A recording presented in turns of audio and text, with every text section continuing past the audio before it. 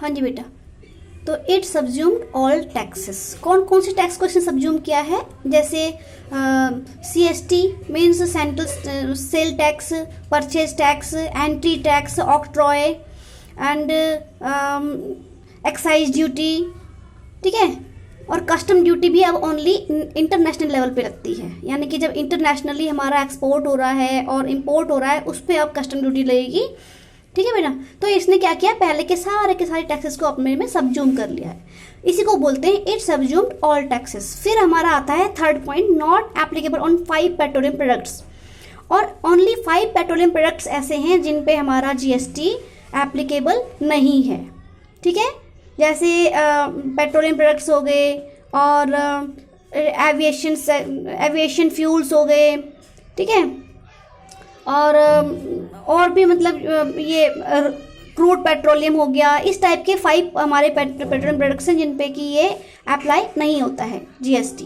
उसके बाद fourth point है लेविड ऑन सप्लाई। और जो हमारा GST है वो ओनली सप्लाई पे ही लेवी होगा। सप्लाई पे लेवी का मतलब कि ये इसको अगर हम लेवी कर रहे हैं तो पर्टिकुलरली हम ये नहीं बोलेंगे कि भाई ये परचेज पे लग रहा है या सेल पे लग रहा है या फिर ये जो है कंजप्शन पे लग रहा है, क्योंकि ये सारी चीज़ें हमारी सप्लाई में इंक्लूड हो चुकी हैं। और सप्लाई हमारी 2 टाइप की होती है, इंट्रास्टेट एंड इंटरस्टेट, ये आपको पहले मैं बता चुकी हूँ, ठीक है बेटा। उसके बाद है 5th पॉइंट हमारा आता है डेस्टिनेशन बेस्ड। डेस्टिनेशन बेस्ड का मतलब क्या है कि GST वहाँ पे लेवी नहीं होता कि जहाँ पे मैन्युफैक्चरिंग हो रही गुड्स। GST लेवी होगा कहाँ पे, जहाँ पे वो गुड्स कंज्यूम की जा रही है। एग्जांपल मैं आपको देती हूँ, जैसे पंजाब में हमारी गुड्स मैन्युफैक्चरिंग हुई है, ठीक है, और किसी पंजाब के मैन्युफैक्चरर ने उसको दिल्ली के सेलर को, दिल्ली के किसी पर्सन को सेल कर दिया, ठीक है। तो ये तो होगी हमारी इंटरस्टेट सप्लाई, ठीक है। इंटरस्टेट सप्लाई हो रही है, इट मीन्स डेस्टिनेशन चेंज हो गई हमारी, है ना। पहले पंजाब थी वो, और पंजाब से अब वो कहाँ पे आ गई, दिल्ली में आ गई। तो टैक्स हमारा दिल्ली का जो कंज्यूमर है वो पे करेगा, मैन्युफैक्चरर नहीं पे करेगा। मैन्युफैक्चरर एक बार GST पे करेगा, लेकिन वो अपनी उस जो भी टैक्स उसने लिया है वो अपने आगे जिसको वो सेल कर रहा है, अपने परचेजर को, अपने बायर को, उससे वो वसूल कर लेगा, ठीक है।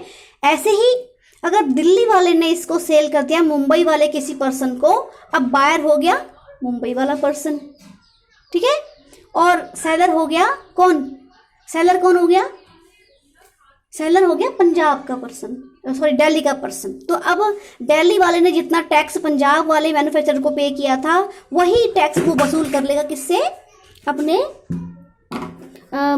ये मुंबई वाले से वो वसूल कर लेगा, ठीक है। तो इस तरीके से क्या है, ये डेस्टिनेशन बेस्ड है।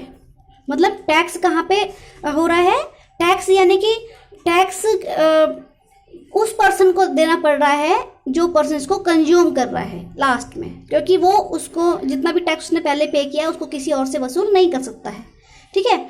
इसके बाद है नंबर 6 ITC। ITC का मतलब इनपुट टैक्स क्रेडिट।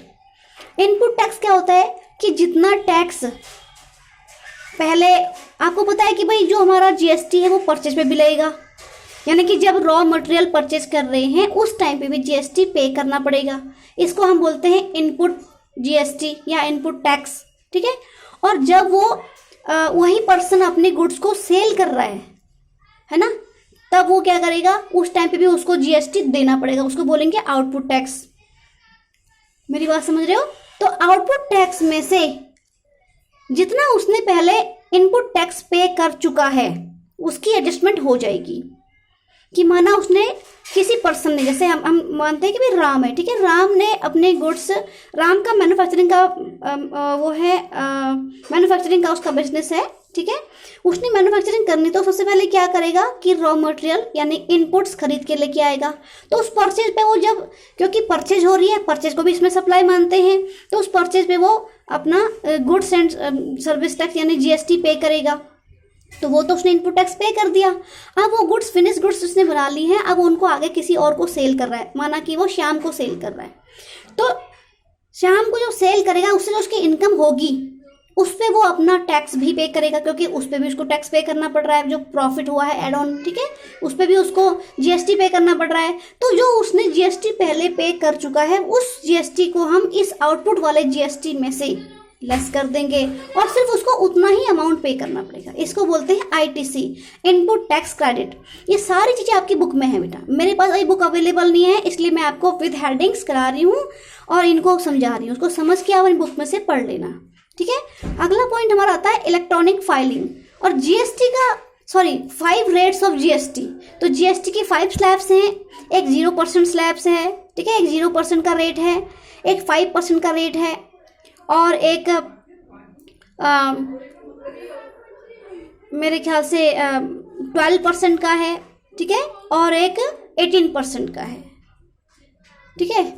तो ये है हमारी जीएसटी के स्लैब्स, रेट्स हैं ये, ठीक है। तो इन जीएसटी जो भी पे कर रहा है, यानी कि जितनी भी गुड्स जिस रेट्स के अंडर में आ रही हैं, उसी रेट के हिसाब से उस पर टैक्स देना पड़ेगा। उसके बाद नंबर 8 पॉइंट में हमारा आता है इलेक्ट्रॉनिक फाइलिंग। तो जो जीएसटी, जैसे इनकम टैक्स वगैरह, सेल टैक्स वगैरह, पहले हम क्या कहते थे, मैनुअली भर लेते थे, उसके रिटर्न फाइल कर देते थे। लेकिन जीएसटी में ट्रांसपेरेंसी लाने के लिए इन्होंने क्या किया है कि ओनली इलेक्ट्रॉनिक फाइलिंग ही होगी, यानी कि जो फाइलिंग जीएसटी के रिटर्न फाइल की जाएगी वो इलेक्ट्रॉनिक मोड से ही पे की जाएगी और किसी मोड से आप उसको पे नहीं कर सकते हो, ठीक है। उसका नंबर 9 है जीएसटीएन, यानी कि goods and service tax network. अब जो इलेक्ट्रॉनिक फाइलिंग की जाएगी उसके लिए एक नेटवर्क भी होना चाहिए, समझ रहे हो। जैसे आप लोग अपना ये माइनॉरिटी की फॉर्म भरते हो, इसके लिए एक पोर्टल होता है, ऐसे ही जीएसटी का फॉर्म भरने के लिए एक पोर्टल होता है जिसको हम बोलते हैं goods and service tax network. इस नेटवर्क पे जाके जो बिजनेसमैन है वो अपना, या मैन्युफैक्चरर है वो अपना जीएसटी रिटर्न फाइल कर सकता है।